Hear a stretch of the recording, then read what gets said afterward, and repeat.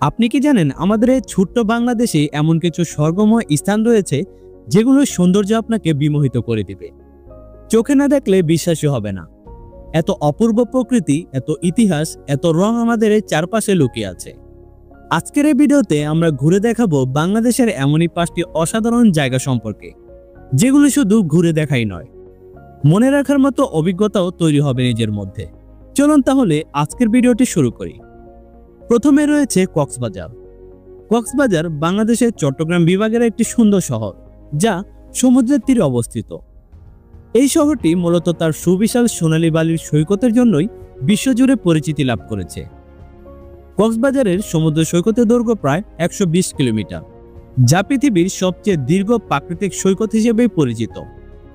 এদেশের সবচেয়ে জনপ্রিয় পর্যটন স্থানগুলোর মধ্যে কক্সবাজার অন্যতম। কক্সবাজারের নামকরণ হয়েছিল ব্রিটিশ সেনা অফিসার ক্যাপ্টেন কক্সের নামে, যিনি 1830 সালে এই এলাকায় ভ্রমণ করতে এসেছিলেন। তখন এটি মূলত একটি মৎস্যজীবী গ্রাম ছিল।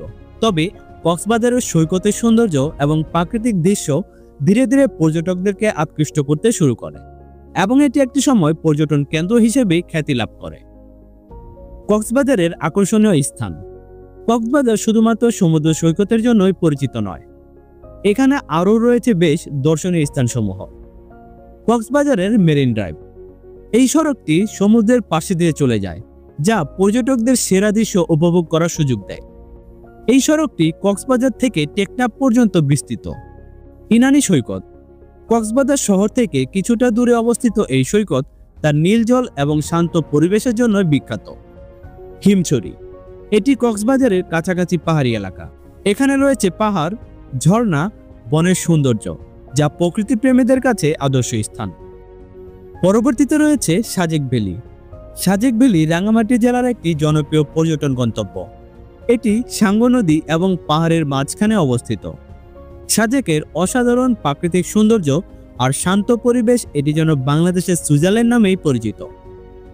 সাজেক মূলত একটি উপজাতি অঞ্চল বা গ্রাম, যেখানে কিনা খাসিয়া এবং মরম সম্প্রদায় বসবাস করে থাকে।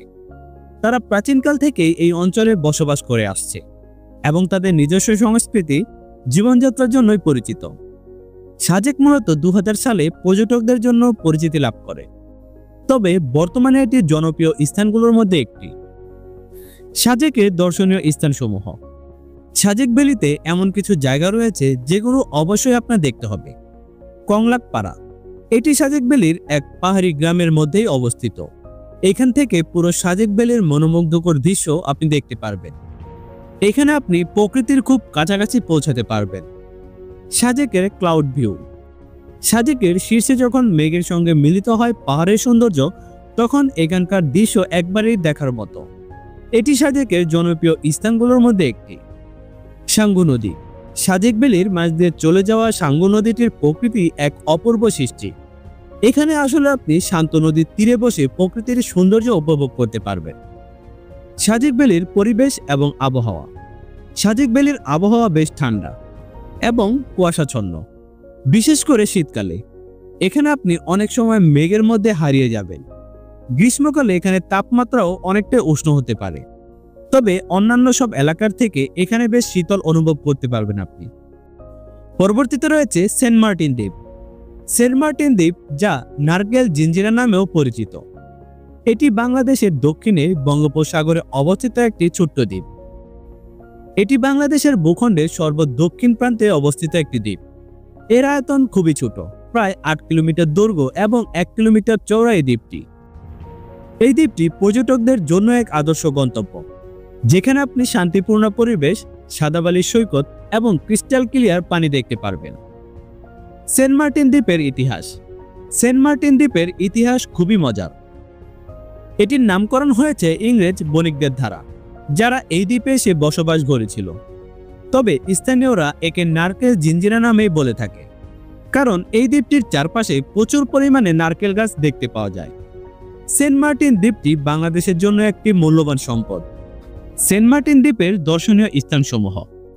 সেন্ট মার্টিন দ্বীপের প্রতিটি স্থান দর্শনার্থীদের মুগ্ধ করে। সেন্ট মার্টিন সৈকত। সেন্ট মার্টিনের সৈকতটি সাদা বালির জন্যই বিখ্যাত। সৈকতে হাঁটলে অনুভব করবেন যেন আপনি এক স্বর্গে আছেন। এখানে আপনি সূর্যাস্ত সূর্যোদয় দেখতে পারবেন, যা একেবারে ছবির মতো। ঝিনুক সৈকত, এটি সেন্ট মার্টিনের এক অপরূপ দৃশ্য। সৈকতটি ঝিনুক এবং প্রবাল প্রাচীরের জন্য বিশেষভাবে পরিচিতি লাভ করেছে। আপনি চাইলে এখানে ড্রাইভিংও করতে পারেন। সেন্ট মার্টিন দ্বীপের পরিবেশ, সেন্ট মার্টিন দ্বীপের পরিবেশ সত্যি অদ্বিতীয়। এখানকার জল বেশ স্বচ্ছ, যারা ডাইভিং করতে ভালোবাসেন তাদের জন্য এক আদর্শ স্থান। তাছাড়া দ্বীপটি খুবই নিরিবিলি। এখানে কোনো বড় বড় হোটেল বা বাণিজ্যিক প্রতিষ্ঠান নেই, ফলে প্রকৃতির কাছে আপনি থাকতে পারবেন।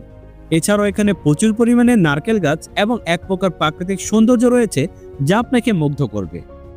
পরবর্তীতে রয়েছে রাঙামাটি। রাঙামাটি বাংলাদেশের চট্টগ্রাম বিভাগের একটি জেলা, যা পাহাড়, বন, লেক এবং নদীর জন্যই বিখ্যাত। রাঙামাটি বাংলাদেশের সবচেয়ে সুন্দর পাহাড়ি অঞ্চলগুলোর মধ্যে একটি, এবং এটি এখানকার ঐতিহ্য, সংস্কৃতি এবং প্রাকৃতিক সৌন্দর্যের এক চমৎকার মিশ্রণ। রাঙামাটি শহরটি পাহাড়ের মধ্যেই অবস্থিত, যা পর্যটকদের জন্য এক অসাধারণ গন্তব্য। রাঙামাটির ইতিহাস, রাঙামাটি পাহাড়ি জনগণের বাসস্থান এবং ঐতিহ্যবাহী সংস্কৃতির আতুরঘর। এখানে রয়েছে খাসিয়া, মারমা, ম্রোম, চাকমা এবং ত্রিপুরা জনগণের বসবাস, যাদের নিজস্ব সংস্কৃতি, ভাষা এবং জীবনধারা রয়েছে। রাঙামাটির ইতিহাস খুবই প্রাচীন এবং এটি একটি গুরুত্বপূর্ণ সাংস্কৃতিক কেন্দ্র হিসেবেই পরিচিত। রাঙামাটির দর্শনীয় স্থানসমূহ, রাঙামাটির প্রতিটি জায়গায় প্রাকৃতিক সৌন্দর্যে ভরপুর। কাপ্তাই লেক, কাপ্তাই লেক রাঙামাটির একটি অন্যতম প্রধান আকর্ষণ। এটি বাংলাদেশের অন্যতম বৃহত্তম জলাশয়। এই লেকের চারপাশে পাহাড় এবং সৃষ্টির এক অনন্য দৃশ্য রয়েছে। আপনি এখানে নৌকায় ভ্রমণ করতে পারবেন এবং প্রাকৃতিক অমিত সৌন্দর্য উপভোগ করতে পারবেন। বিলাইছড়ি, বিলাইছড়ি রাঙামাটির এক পাহাড়ি গ্রাম, যা তার শান্ত পরিবেশ এবং পাহাড়ি জীবনের জন্যই বিখ্যাত। এখানে আসলে আপনি প্রাকৃতিক নৈসর্গিক সৌন্দর্য অনুভব করতে পারবেন। কাপ্তাই জলবিদ্যুৎ প্রকল্প, কাপ্তাই লেকের পাশেই অবস্থিত এই প্রকল্পটি বাংলাদেশের প্রথম বৃহৎ জলবিদ্যুৎ প্রকল্প। এটি বাংলাদেশের শক্তির চাহিদা মেটাতে সাহায্য করছে এবং এর চারপাশের পরিবেশ আপনাকে মুগ্ধ করবে। রাঙামাটির আবহাওয়া বেশ ঠান্ডা এবং সবসময় থাকে শীতল, বিশেষ করে শীতকালে। গ্রীষ্মে এখানে কিছুটা উষ্ণতা দেখতে পেলেও তুলনামূলকভাবে রাঙামাটির আবহাওয়া সহনশীল। পরবর্তীতে রয়েছে নীলগিরি বান্দরবন। নীলগিরি বান্দরবন জেলার একটি পাহাড়ি এলাকা, যা প্রায় 2000 ফুট উচ্চতায় অবস্থিত।